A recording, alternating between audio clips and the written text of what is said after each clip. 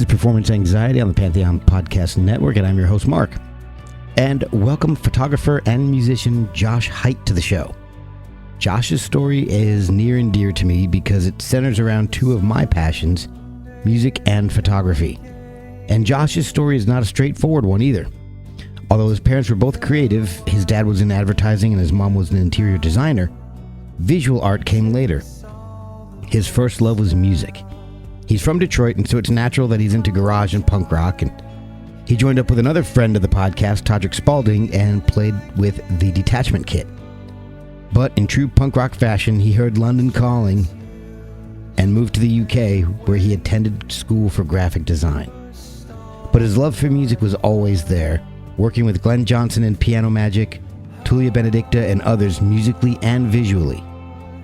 Once he met Richard Norris, the seeds of a new band, Pines, were sown. And that's where we find Josh now. He's released an EP with collaborations from artists like Andy Bell and more. The album is light and heavy, dreamy and scary. It's a must-hear collection of music. Find it on a multitude of streamers, on Bandcamp at richardnorris.bandcamp.com. Follow the Instagram accounts at _P_I_N_E_S_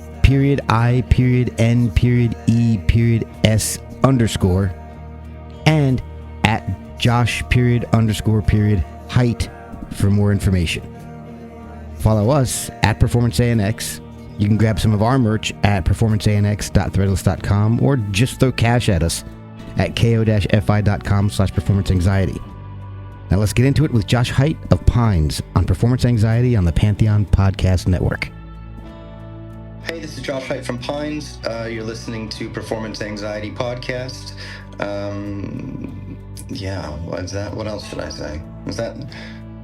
Oh, yeah. Okay. Gotta say it all in one so you don't have to stitch it together. Okay, yeah. I'd say, hey, this is Josh Hight from Pines. You're listening to Performance Anxiety Podcast. I've got a new... I hate saying all this shit. Can I just say that? You don't have to say that. Yeah, all right. I just want... yeah. Hey, this is Josh... Yeah. Hey, this is Josh Hight from Pines. You're listening to Performance Anxiety Podcast. How's that?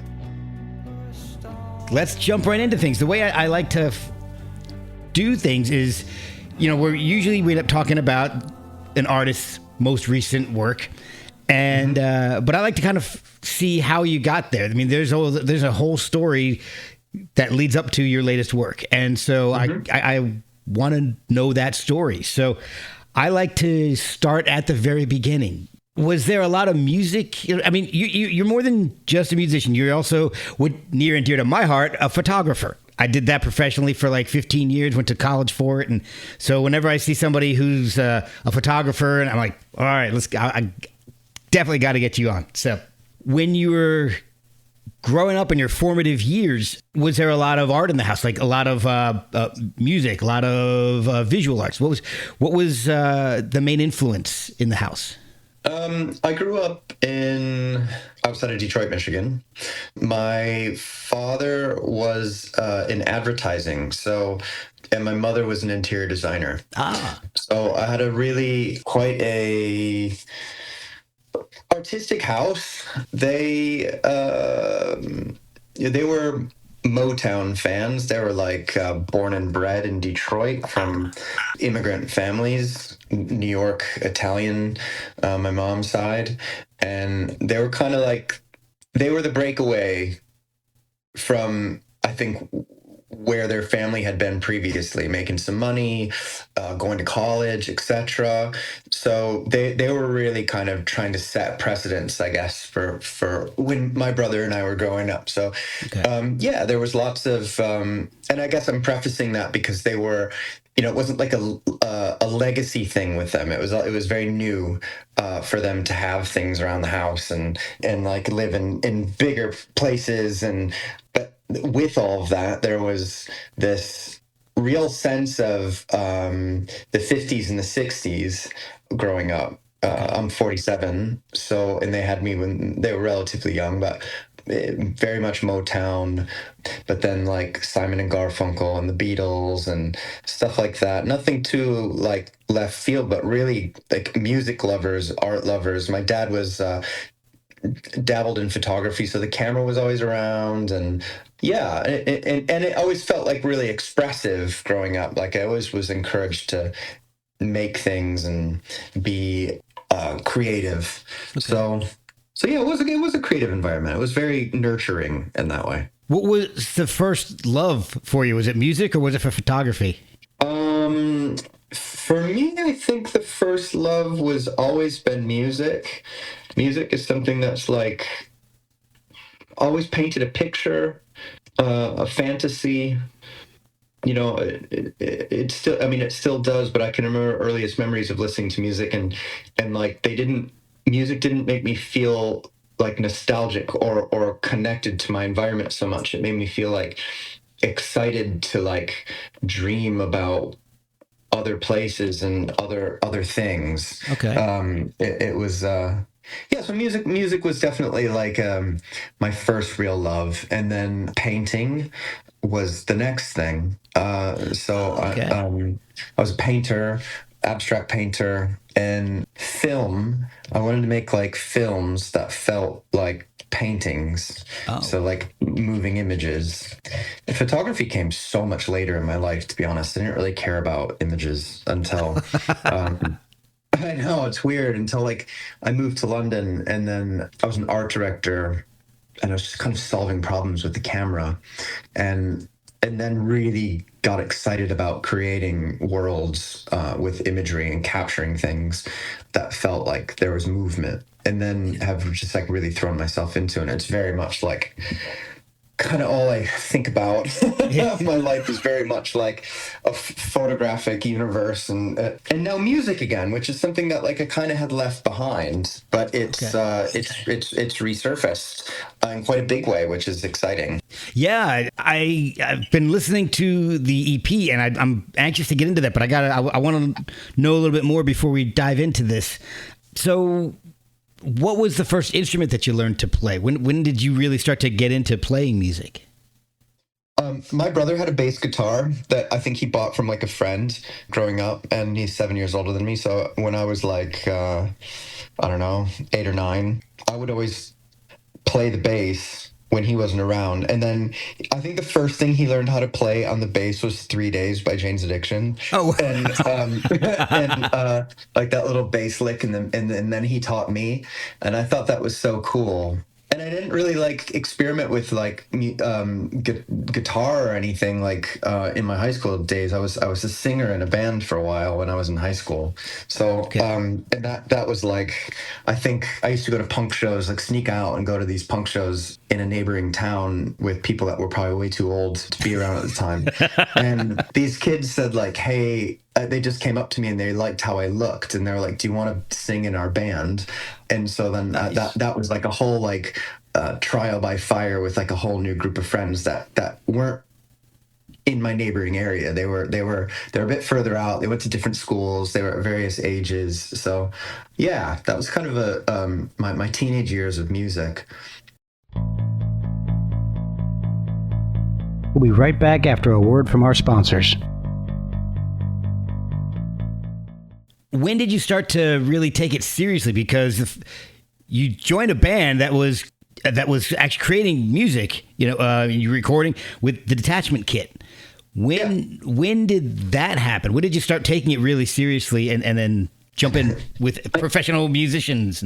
I don't know. I mean, I never really thought of it as like professional or serious. It's so funny. Like, I mean, I come from like a real, the '90s hardcore scene and that sort of like DIY thing of like the people around you are the most important thing. And when I was in school, I went to school for film in Chicago, and I met a couple guys that were, again, they needed a bass player, and I was like, I can kind of play bass. I joined their band. I worked with one of them at a shop, and like that band sort of like fizzled out, but half of the members became Detachment Kid. And we were all like, none of us were from Chicago. Everyone was from like the South or the West Coast. And then me being from the Midwest was like the closest person that actually grew up in like near. Okay. And that it just sort of happened. I mean, we were like really excited and tenacious and wanted to make interesting, fun music for ourselves. And then the feeling in Chicago at that time, it just sort of like took off. Like you know, it was early 2000s, so like we were playing gigs and we were a bit like, I don't know, bombastic, and it just started to happen. And I never really felt like I was taking it as serious as the other guys in the band. They wanted to like, particularly the singer, I think, really wanted to like be more of a, I don't know, like a well-known band. Where for me, I didn't really care about that. I just kind of wanted to like go with the flow and have this experience. Feet from below, they were moving out with such fluency, as if they were dancing. Heard on parade, the honor gone marching, marching, marching, Southwell shade. And so I eventually left that band because it started to feel like they moved to New York. I was going back and forth to New York. We were like on relentless tours, and it started to become something that I wasn't sure I was ready to kind of be a lifer at. I had other ambitions. Like I really wanted to travel and experiment with visual art and see where I could go. And Chicago was starting to feel like a place that was maybe holding me back. Okay. Wow. Yeah, I mean, it may be self-imposed. I mean, it was, you know, I worked lots of jobs to kind of make ends meet, and it's a bit of a utopian community there where everyone's doing really amazing things. So it's kind of, I felt like it was difficult to be ambitious in Chicago sometimes, where people felt like you needed to stay in your lane a little bit, like you couldn't really be like a polymath. And I at the time, that's how I felt anyways. I don't know if that's true. It's just kind of like a, you know, how I was feeling at the time. Yeah. So I had moved to London, and my life really changed. Wow. So how did you pick London out of all the places in the world? I had a really good friend who lived here. Well, in London. I don't live in London now, but I'm in England. But I had a friend that lives in London who I visited a couple of times. And then I had been dating someone that lived in the north of England for 2 years. And we had been traveling back and forth to like visit, and that was really unexpected. And then I thought, you know, through the encouragement of him, through Paul, I was like, well, maybe I should go back to school and like get a degree and like get a job and, you know, like do that thing. Yeah. And so I looked at schools, art schools, particularly in London, and it ended up kind of like being just as expensive as if I went to like, you know, an art school in Chicago or somewhere else in the US. So I took out a loan and just like moved to London. Wow. Yeah, I know. It was like, I was 27. I didn't overthink it. I just did it. I got into a really great program there, studied graphic design. It was great. And then I started working like immediately in my second year, and eventually left because I was like working for some pretty big fashion brands at the time, and it was all through like being new and networking and just like kind of the excitement of London. London loves fresh blood, so, and that tenacity. So it's like, if you want to do something, you can come here and do it. It doesn't mean you're going to be good at it, but someone will give you a shot. Oh, that's awesome, though. Which is really great. So yeah, that's kind of how that happened. Wow. And I met Glenn Johnson from Piano Magic, who's a very close friend of mine, who had reached out to me when I first moved to London, and I sang on a couple of their records and ended up meeting, you know, people from like Brian Jonestown Massacre and like stuff that was kind of happening here that like I knew about bands that were touring through here that kind of were adjacent to other bands I was friends with. But Okay. I did fall into like a band thing right away, and I kind of escaped it because I felt like, oh, I'm just moving back into the same move back into the same territory. Right. So I did hang up. I hung up the boots a little bit and tried to, I don't know, have a somewhat of a career.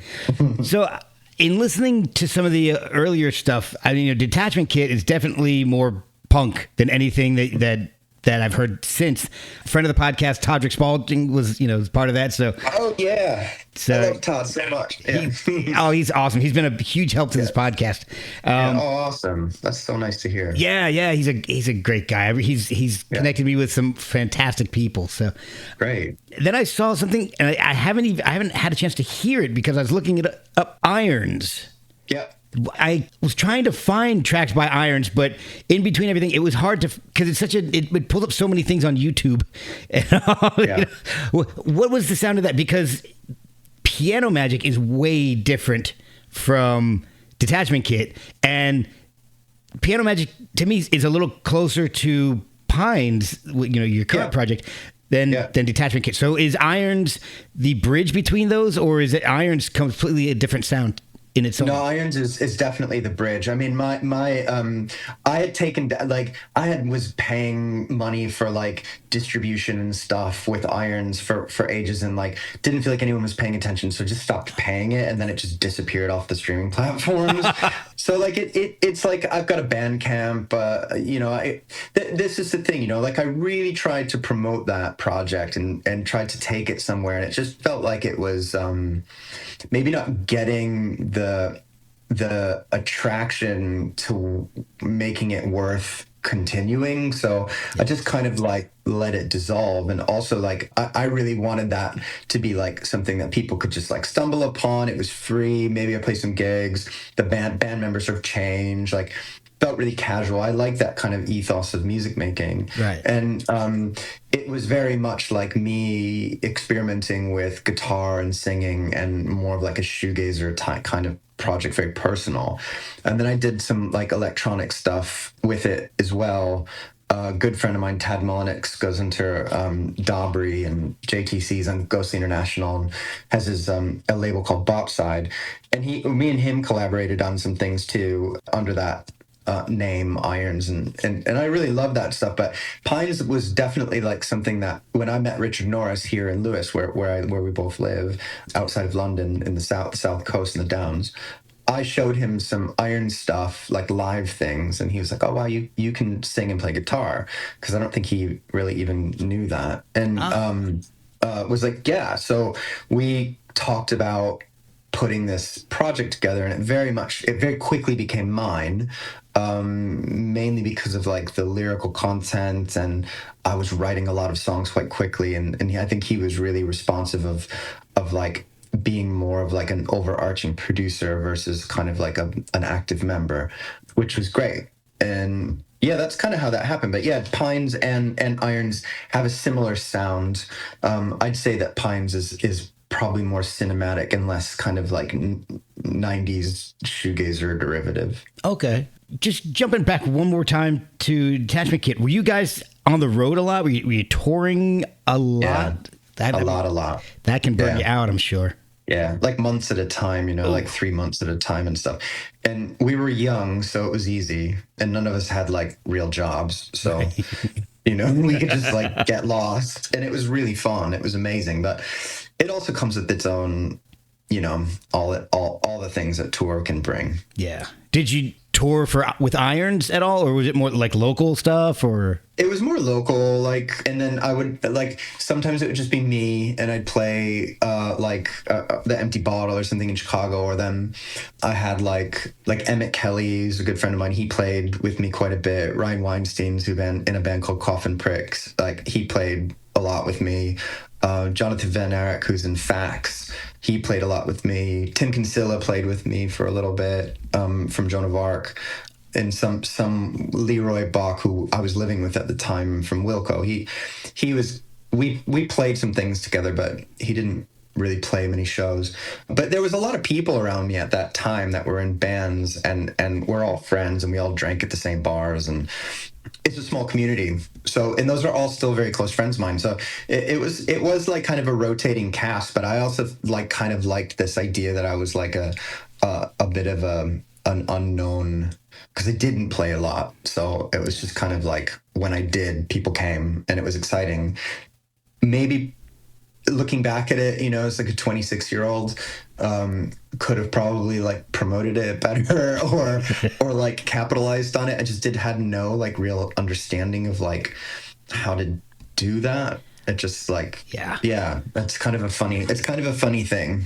It is, because I found that people who are usually creatives hire managers for a reason, because I still do my photography, and I don't know how to sell it. I don't know how to get people out there to look at it. And so I feel like a lot of other people are the same way.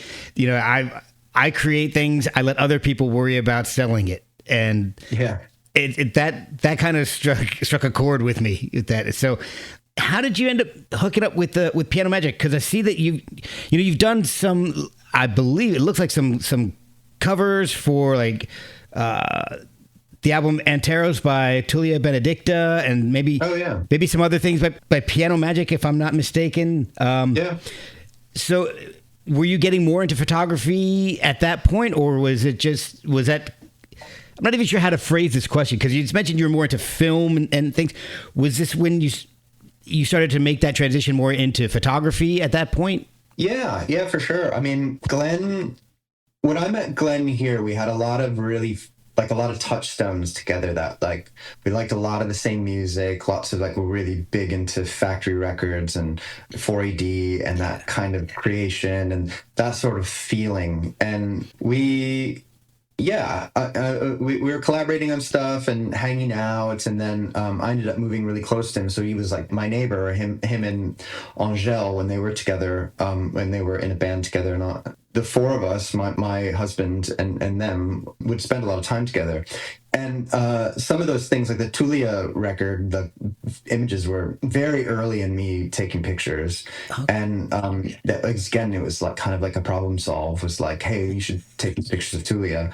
And we did, It's like, we want him to look like this. So it's like, okay, cool. I totally get that aesthetic, and all that kind of like dark imagery is very much in my lane.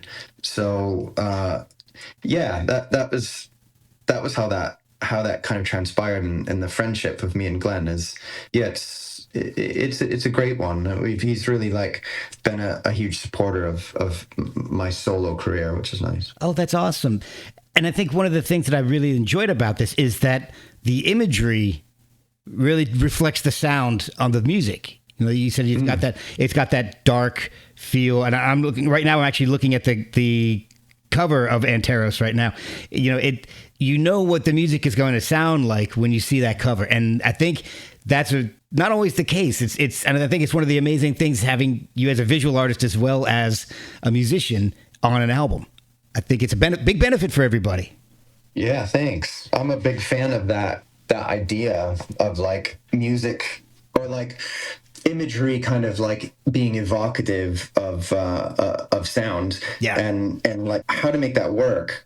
Yeah, it's great. It's like my favorite photographers that have taken album covers. That's exactly what they did, and it's kind of taking a page out of that book. So are you influenced by any photographers in general? Like, who are the people that you revere and you look to when you're creating images? My biggest, I'd say, like entry into photography and music photography specifically is Brian Griffin, who did like the early Depeche Mode album covers, and Echo and the Bunnymen, and that Joe Jackson cover with the shoes, and like loads of like early mid 80s bands. Did some great pictures of Iggy Pop. And then when I'm such a fan of his, and when I made good friends with him before he died here, I reached out, and we were hanging out quite a bit. And yeah, he was like my go-to advice person. Like he wrote the foreword of my book, and I've got, we shared quite a lot, and it was right around the time my dad died, and his daughter was really sick, and then she died, and we kind of shared a lot of that grieving time together through like drinking and talking about like, I don't know, doom metal Yeah. and subversive art that we liked. I mean, Brian's just like was an amazing person. Wow. Oh, that's amazing. That it's difficult when I guess maybe to just being outside of that, it's a hard topic to discuss, two people grieving or bonding through grief, it makes an incredibly tight bond.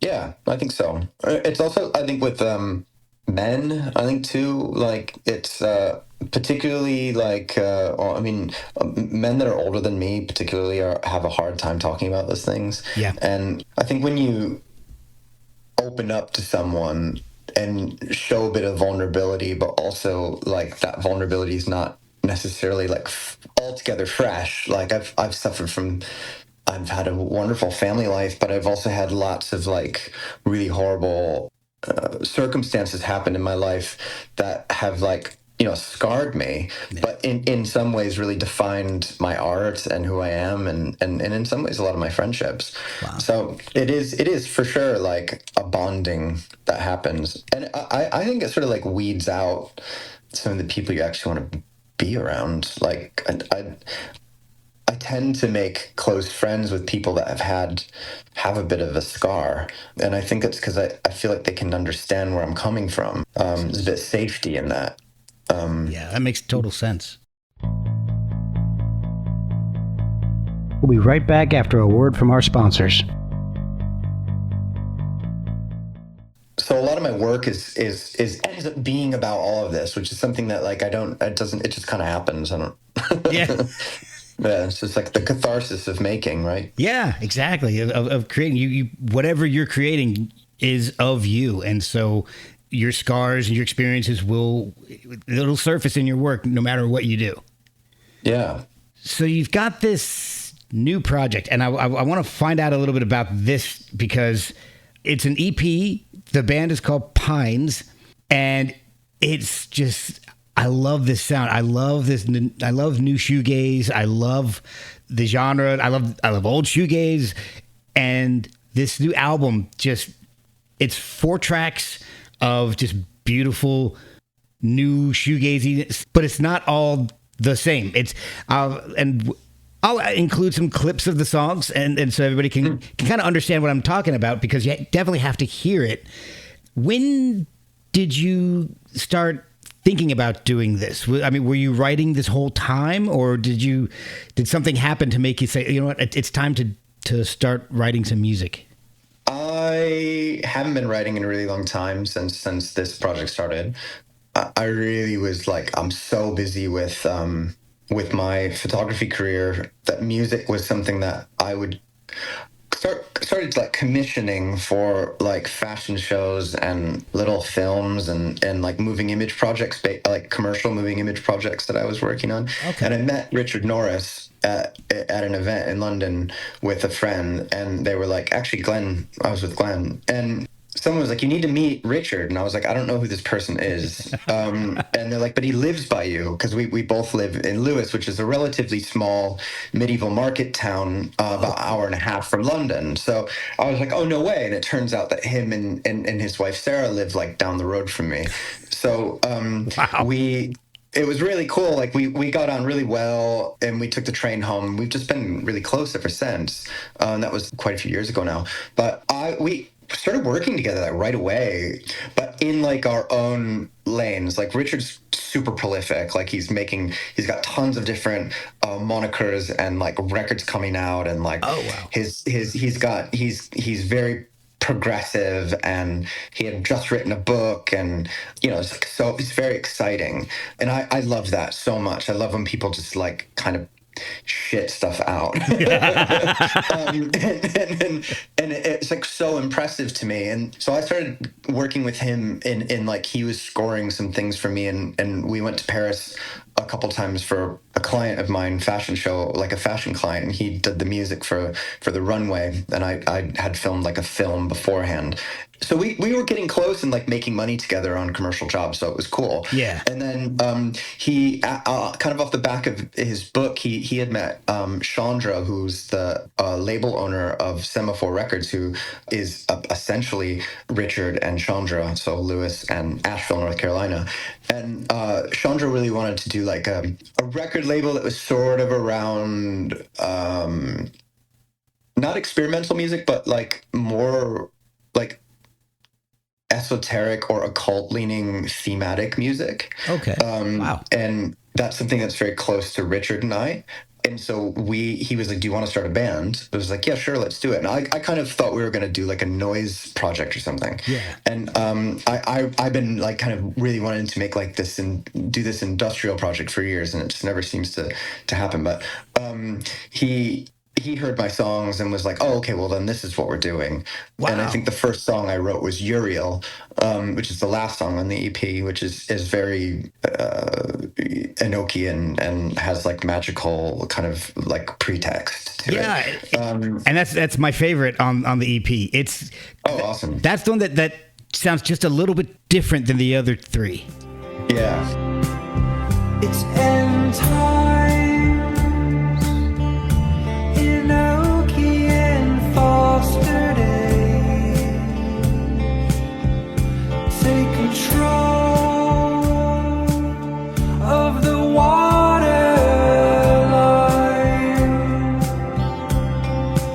Unshaped souls in twos and threes with wings so tall. I love It's it. more of like a band. It sounds more like a band, Yeah. I think, than the other ones.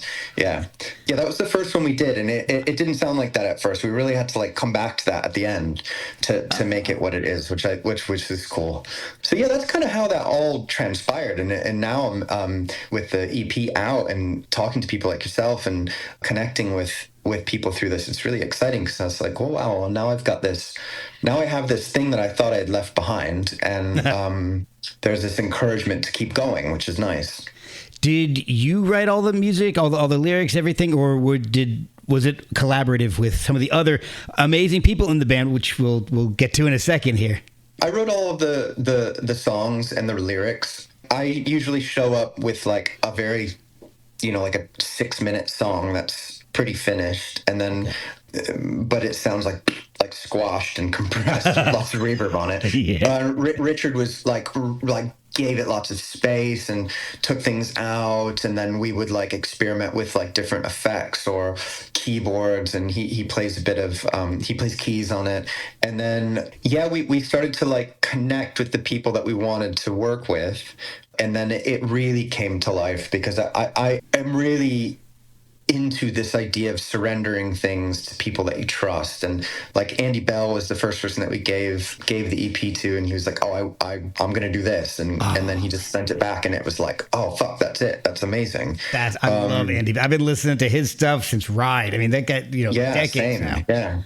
Yeah, he's so great and such a nice man, and just so talented and humble and down to earth. Oh, that's awesome. So that was really cool. And Emmett Kelly plays loads on this record, and he's like, I mean, I see Emmett all the time because he's in and out of London, and we're good buddies. And I just wanted someone to kind of like fuck it up a little bit. And I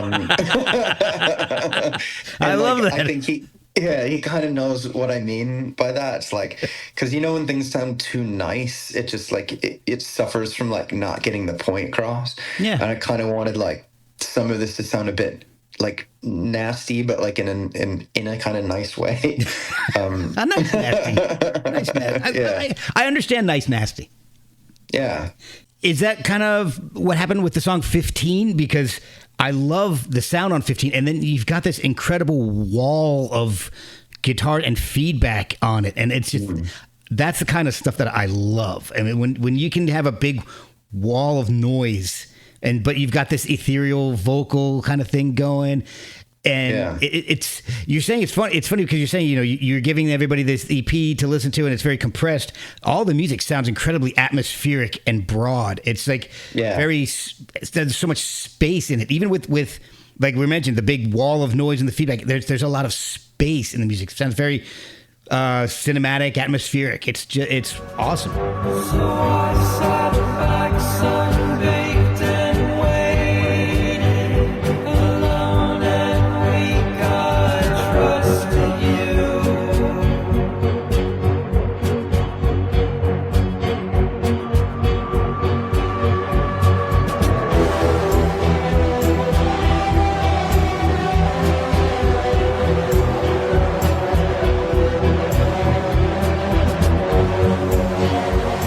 Is that what we were talking about when you were talking about having people just fuck it up? Well, that's Richard. I mean, that's definitely like Richard's like so brilliant at like opening it up and like giving it that space. And it's some of those things I would have just never thought it to sound like. So I love that about the EP because it is like very much not my doing to hear like my songs in that way. 15's funny because like that wall of sound, that like guitar part towards the end, that's me playing guitar, and the whole song was like that. So like the whole thing was this like of Susie and the Banshees kind of like super chorus, like kind of discordant thing with this like that song's like like it's talking about something that's really like uncomfortable. It's like being taken advantage of as like a young boy. Yeah. And it's like it's coming from the perspective of an adult sort of talking about being a kid. It's kind of like a cousin song to Depeche Mode's Little 15, and which is like an adult talking about like a teenage girl, where this is like an adult male talking about his teenage self. And Wow. And so like I really had that in mind. So that guitar part was like I really want it to be like nasty, but then Emmett put some like all the feedback on there and the drone, and it was like it just sings so nicely. But Richard really wanted only that part to have that at the end, and we kind of fought about that for a while because I didn't understand it, but I think a lot of people really like that song and respond to it. I really love it, but I like the decision that was made. I do too, because it kind of helps the tension in the song to build. Yeah. Which and then that big wall of feedback, kind of wall of noise and feedback comes in. It's incredibly tense and until just lets go, and I love it. I love songs where you can feel the tension in it, and you've got 4 amazing tracks here, and it sounds autobiographical, the whole thing. I was curious to know if you're writing from an autobiographical viewpoint or if you're storytelling. It's totally autobiographical, but I would say it's sort of unintentional. Like there's 2, which is weird because like the first song Uriel is I wanted to write a song that felt like a hymn, and that like I love the identity of songs leaving the maker, and then they become like almost like a egregore with the people that are listening to it. So like it no longer belongs to like the maker, it belongs to the people that are listening, and it's got like a bigger energetic field, which I love. So that's where that song comes from. But there's lots of like unhappiness with connectivity and like not being able to see my friends as much as I'd like to, or the way people treat other people, this like digital communication in the way of not actually face to face or audio, like talking through audio, and the idea of the end of times. So that is, but it also has that kind of more like esoteric surrounding. The Ashes for Snow is about Varanasi and like what it's like to like kind of live your life knowing you're going to go somewhere to die, and that's really interesting to me, is to like have like a sort of like a blissful identity of life with some sort of like ending that is from a Western perspective like really grim. But then the other 2 songs are like incredibly like autobiographical, that all about like losing family member and coming to terms with being older, and like what it feels like to look at your younger self through the lens of an adult, and how that like really changes your perspective of the past and like the stories that you've lived with up until now. I think that's like so interesting that like time just kind of has this fucked up way of like morphing when you get older and you're like, wait, did that really happen that way? Oh, I know exactly what you're doing there, because I'm turned 52 a couple of months ago, so I'm Right. kind of in the same period. You're like, Yeah. what was actually going on back then? What was I? Yeah. What was I really thinking? What actually really happened there? So Yeah. maybe that's why I feel this EP so much. Perhaps Nice. we got the same viewpoint. So Yeah.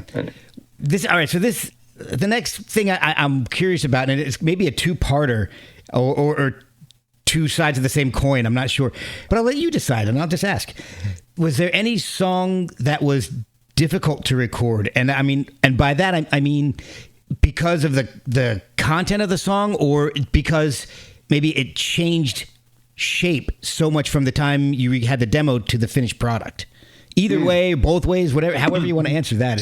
I'm curious. That song 15, I think, was the hardest one because yeah, for that reason that you said in the latter part of the question, it started off as something that like, I sometimes will just like make a rough sketch, whether it's like a beat with a guitar or soundscape or something, and then I'll record vocals that are just like me like expressing vowel sounds, you know, Yeah. and like making sounds with my voice, and then I'll go back and listen to it and like, oh, that's this, and then start the song starts to find itself. But that song really, I started to like write words. It just like came out. Wow. And it almost came out like really quickly and was like, fuck, this is about something that I've never talked about really. And it's also like hitting quite a tender space for me.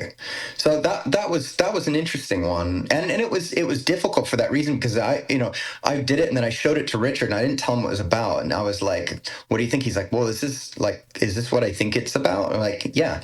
That's really heavy. And I think that's when we kind of started to like look at the material that we were making as more of like, yeah, coming from like a more of a personal space and less of like a band, like kind of, group thing. It was more like my life experiences. Oh, okay. Have you played this music out in either solo or as a band? I haven't. No. I'm pretty confident playing live. Like I'd play with irons whenever I could. I'm working with some people here to like put like a rough little trio together to play these songs. Okay. So yeah, it's gonna happen. I need to write more. Like I've got like maybe 10 songs with this project, and that's really it. So I'm like at the moment I'm kind of like going through the next EP and how I want it to sound, and what I kind of like about this one and what I want to take from it. So I like dovetail it. Okay. And then I think, yeah, I'm gonna look into like playing it so I can actually play a set that's not like 15 minutes long. Right. Like I'd like to hit the half an hour mark. Yeah, exactly. I get that. And you kind of answered the next thing I was going to ask was, is this EP the precursor to a full length? So Yeah, for sure. I definitely want to make more. I'm working on like putting a remix album together where there's a couple people that I'm like stalking to like remix, because I love that like 90s maxi EP thing where you get like one song and then it's like remixed by like 4 or 5 like awesome electronic artists and they sound nothing like, they just totally flip the music. Like I love that so much, so I'd love to do that. Oh, that's awesome. Anybody thing in particular? I see you mentioning you had a few people you were stalking about that. And is there any artists that like would be like the unicorn for you? There are a couple that would be the unicorn, then there's like the lower, like the more approachable unicorns, which are also unicorns, but they're like not in the like, like untouchable category. I Seafeel, so like Mark Bell from Seafeel, like Mark Clifford from Seafeel is someone that like I would love to work with. And then we have Drab Majesty, it's a Los Angeles band that's like kind of gothy electronic. Like I really like them and they've done some things with Slow Dive, and I'd love to work with them. But I mean, the god tier for me is like Autechre, like, you know, that's like the, yeah. Excellent choice. Excellent choice. Yeah. So, did you do the artwork for the EP? Is that your work? Yeah. Not, Yeah, it's my picture. Yeah. I had to assume it was, and I figured that it would make sense for it to be yours. This project sounds so personal. I couldn't imagine somebody who has the ability and the talent wouldn't do it themselves. So Yeah. And like we were mentioning before, everything, it works together. You know, the visual aspect of it definitely helps me to know what I'm in for with the album, with the music. And I think that's a rare and incredible talent. So I applaud you for that. Thank you. What is the best way for people to find the EP and listen and support your work, either the music and or the photography? There's quite a few ways. It's on all the streaming platforms. You can obviously listen to it there, and all the names that we want to name or don't want to name. You can purchase the vinyl record on Richard Norris's Bandcamp page, which is there. Also, Semaphore Records has a Bandcamp page if you're in the US, which I'm sure a lot of you will be. You can purchase it there. My photography's under my name, joshhight.com. Can see what I do there. I'm like a perpetual Instagrammer, so I'm also on Instagram. I'm pretty easily stalked. I think I try to promote myself as much as possible. So yeah, and I'm a big fan of people like reaching out and connecting too. I think it's something that's sort of lost. For sure. Yeah, it's amazing how it's available in this digital social media age we're in right now, but how many people don't take advantage of it or push it away? I know. I agree. It's strange. It's amazing. For the podcast or for my own photo page on Instagram, I love it when I just get a message from somebody. And it's just, I don't know. Maybe it's being a visual artist myself. It's just somebody saw it. Oh my gosh! Holy crap! Somebody. Yeah. It triggered something in somebody to reach out. So yeah. If I encourage anybody to reach out to Josh, reach out to me for the podcast, for my own photos. If you love it, you hate it, I don't care. I just want to hear something. Yeah, absolutely. I mean, what's the point of giving your things out for feedback without actually inviting it in? It's like that's where we like grow and learn, and it's encouraging. It is, and it's funny. I'll give a quick story here because I went to college for photography back in the early '90s, so 91. For several years, I went to RIT, and oh, cool. It was at a weird time in my life because my parents were recently divorced for about a year or so. I was really angry because it came out of the blue.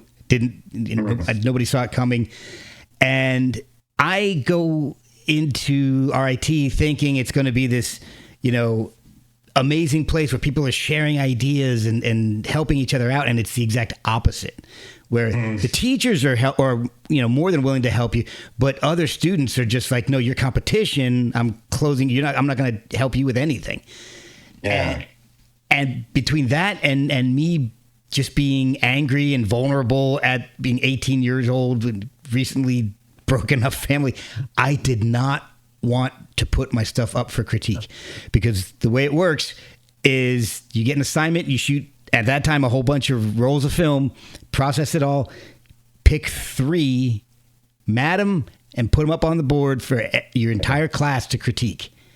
Yeah. I was not prepared for that. And every critique actually hit me personally, and I hated it. Yeah. Now I'm so much more comfortable with it. And it's, I guess, maturity and just maybe just doing it for so many years at this point.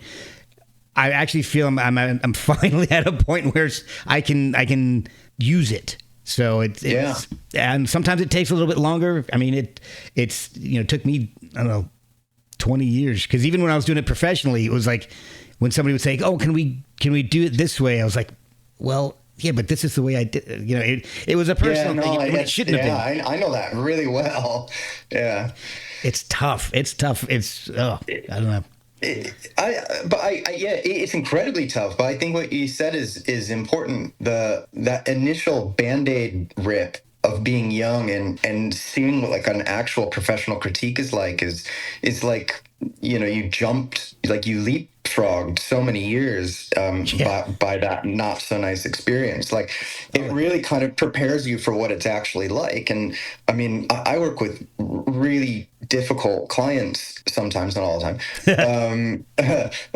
But it's very demanding, and it's fashion photography, so there's a lot of wants and asks. So there's that fine line where you're like, yes, this is how I do things, and if you want it another way, maybe you should have not worked with me. Yeah. But like also, yeah, there are a certain amount of hoops that you can jump through in order to appease someone when it's like commercial work. And in my experience, that's one of the most competitive areas of photography is fashion. I mean, it's cutthroat, man. Yes, I was thinking about saying that, but I didn't want to actually say it. So I'll let the actual really fashion is. photographer say it. Yeah, no, it is for sure. Yeah. I love it. I mean, I've made some really great friends, and it enables me to like make really beautiful work. And I love fashion, so it works out. But it's hard to carve your niche and to not like follow trends and kind of be, just be true to your own vision, and trust that like people find you, and it's okay if you're not the best. Like Yeah. it's not as competitive as you sometimes can make it out to be. That's an interesting point. That's amazing. Because going up, that was a lot of my teachers came from that world. Like this guy Dan Larkin was just amazing. I still love his work to this day, and he was probably the best teacher. He was my very first teacher at RIT, and I mean, he made the biggest impact on me out of anybody I studied under there. And it was a similar situation where I just, after a couple of years, I left and I just went into the field.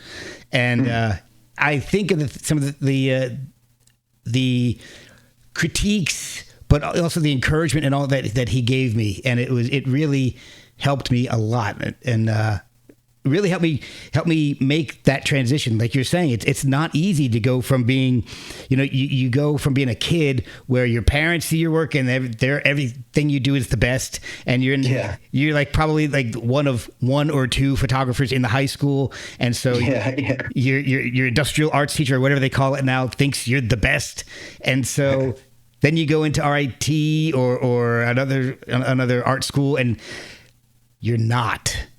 Yeah. And you're just like, wait, what is this? I was told I'm the best. What? Yeah.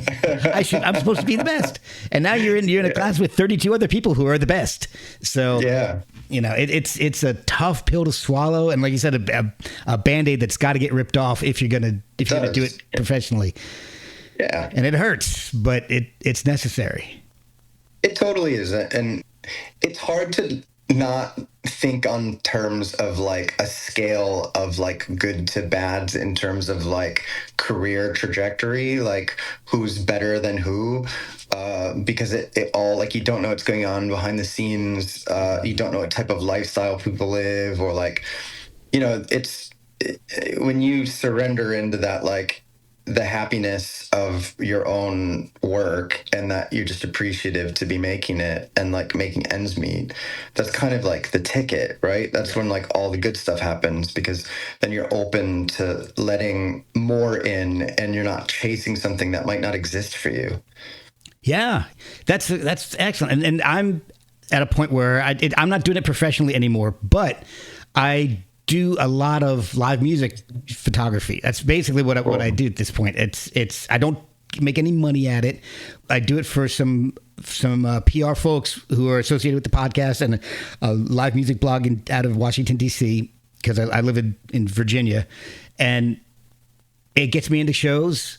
I don't have to pay anything to get into shows, and I can bring my camera, and that's awesome. That's the best of both worlds for me. Yeah. And so I take that out of it, because I'm good enough for everybody to keep giving me free tickets and a photo pass, and I'm okay with that. Nice. Yeah, I don't have to be the best, but I'm good enough that they like what I'm doing. So yeah, awesome.